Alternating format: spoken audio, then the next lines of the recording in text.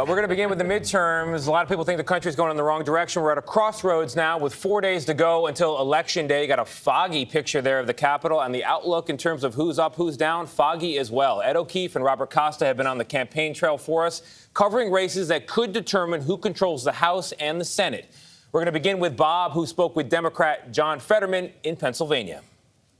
We have a stark choice between somebody that is here with a career that actually served Pennsylvania compared to somebody that's here just to use Pennsylvania. Pennsylvania voters could decide which party takes control of the U.S. Senate. We have families all over the Commonwealth worried about crime. In our interview, John Fetterman contested Republican Mehmet's claim that he's soft on crime. I'm the only candidate in this race that actually had hands-on kinds of experience against fighting against crime. And I made gun violence as really at the center of all of my focus. Fetterman, who's recovering from a stroke in May, used a closed captioning device during the interview, with the stenographer typing out the questions in real time. Some voters we've spoken to in recent days say they still have some doubts about your health.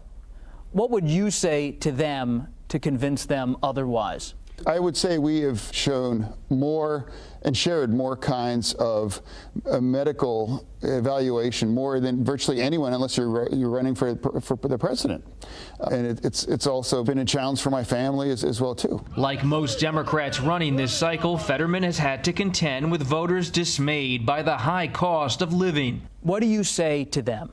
What I would say to them is that you need a senator that is going to push back against corporate greed and the kind of price gouging as well, too. Oz says Democrats' policies are to blame. So if you think it's bad now, imagine when Joe Biden is intimidating you into spending trillions more dollars than we've already thrown away, and that your children's money you're wasting, and driving inflation up. But Fetterman says he'll be proud to stand alongside the president and former President Barack Obama this weekend. They reject extremism. These are the kind of values that I think are the right direction that we need to be going in about this race.